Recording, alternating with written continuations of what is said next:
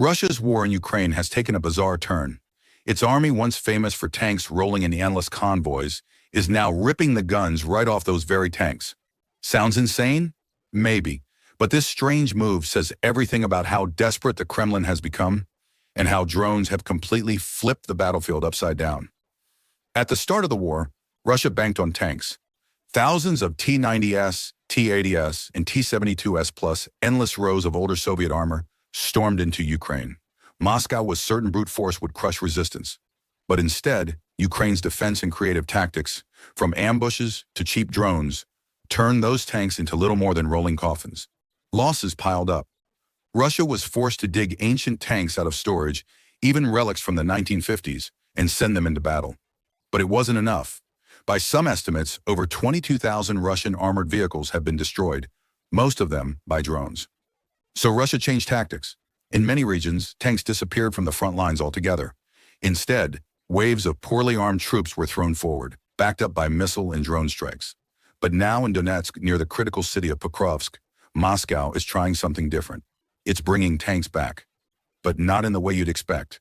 Recently, analysts spotted strange, almost unrecognizable machines rolling toward the front.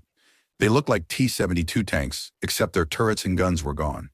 Instead, they'd been covered in barbed wire, reactive armor, metal spikes, and even drone jamming devices. Essentially, Russia is turning its tanks into Frankenstein troop carriers, designed to protect soldiers from Ukrainian drones rather than fire shells at the enemy. Why? Because in today's war, survivability matters more than firepower. A traditional BMP infantry vehicle has thin armor, just 30 millimeters at its strongest point, and can be wiped out by a single kamikaze drone. A T-72's hull, by contrast, has more than 6 times the protection. Even stripped of its gun, it's a tougher, more drone-resistant shell for carrying troops to the battlefield. But these conversions come with serious problems. Tanks are heavy, slow, and awkward. Loading and unloading infantry is a nightmare, especially when the vehicle is wrapped in razor wire. And despite all the extra defenses, they're still vulnerable. Ukraine has already destroyed over 4,000 Russian tanks and 8,000 armored vehicles, and its drone arsenal is only getting deadlier. The bigger story here is desperation.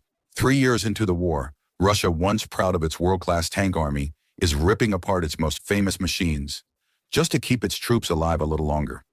These bizarre Franken-tanks may buy Moscow some time, but they're also a sign of how badly the Kremlin is struggling. And with Ukraine's drones evolving faster than ever, even this strange solution might not be enough.